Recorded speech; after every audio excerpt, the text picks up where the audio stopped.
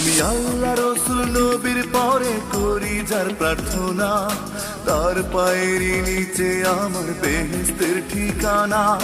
সে যে আমার মা জননী একটি প্রিয় নাম, কেমন করে শোধ করি মা তোর দুধেরই দাম। দিন দুনিয়ার কিছুই দিয়ে ঋণ শোধ হবে না, দোহাই মা গো আমার আগে উড়াল মারিস না। দিন দুনিয়ার কিছুই দিয়ে ঋণ শোধ হবে না, দোহাই মা গো আমার আগে উড়াল মারিস না। আমি আল্লাহ রসুল নবীর পরে করি যার প্রার্থনা, তার পায়ের নিচে আমার বেহেশতের ঠিকানা।